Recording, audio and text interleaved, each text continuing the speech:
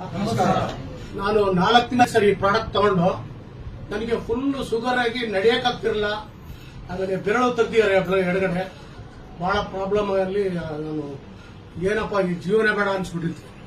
ಅಷ್ಟು ಬೇಜಾರಾಗಿ ಒಂದ್ ಕಡೆ ಸುಮ್ಮನೆ ಕೂತಿದ್ದೆ. ಇವರು ಮಂಜು ಅವ್ರು ರೋಡಲ್ಲಿ ಹೋಗ್ತಾ ಇದ್ರು ವಾಕ್ ಮಾಡ್ತಾ. ಆಮೇಲೆ ಯಾಕ್ರಿ ಗುರು ಹಿಂಗ್ ಕೂತಿದ್ರೆ ಏನ್ ಪ್ರಾಬ್ಲಮ್ ಅಂದ್ರು.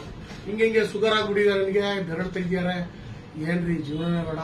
ಯಾವ ಹಾಸ್ಪಿಟ್ಲಿಗೆ ಹೋದ್ರು ಇನ್ಸುಲಿನ್ ಚುಚ್ಕೋತಾರೆ, ಅದು ಇದು ಅದು ಚುಚ್ಚಿದೆ, ಎಲ್ಲ ಮಾಡಿದೆ, ಏನಾದ್ರೂ ಕ್ಲಿಯರ್ ಆಗ್ತಾ ಇಲ್ಲ ಅಂತ ನಾನು ಕ್ಲೀನಾಗಿ ಹೇಳಿದೆ ಅವ್ರಿಗೆ.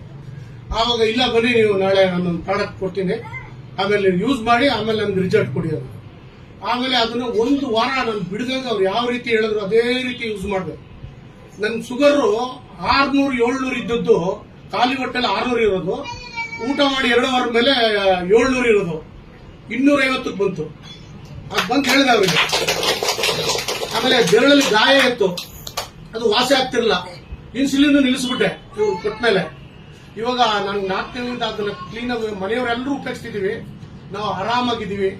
ನನ್ನ ಶುಗರ್ ನಾರ್ಮಲ್ ಇದೆ, ಖಾಲಿ ಹೊಟ್ಟೆಯಲ್ಲಿ 100-110 ಇದೆ. ಇವಾಗ ಊಟ ಮಾಡಿ 2 ಅವರ್ ಮೇಲೆ ನನಗೆ 150 ದಾಟಲ್ಲ, ಅಷ್ಟು ಆರಾಮಾಗಿದ್ದೀನಿ. ದಯವಿಟ್ಟು ಈ ಪ್ರಾಡಕ್ಟ್ ನ ತಗೊಳ್ಳಿ, ತುಂಬಾ ಎಲ್ಲರಿಗೂ ಅನುಕೂಲ ಆಗುತ್ತೆ. ಎಲ್ಲರಿಗೂ ನನ್ನ ನಮಸ್ಕಾರ. ಇನ್ಸುಲಿನ್ ನೀವೇ ಸ್ಟಾಪ್ ಮಾಡಿದ್ರ? ನಾನೇ ಸ್ಟಾಪ್ ಮಾಡ್ತೀನಿ. ನೀವು ಸ್ಟಾಪ್ ಮಾಡಬಾರ್ದು. ನಾವೇನ್ ಹೇಳ್ತೀವಿ ಅಂದ್ರೆ, ಈಗ ನಾವ್ ಯಾರನ್ನೂ ಡಾಕ್ಟರ್ನ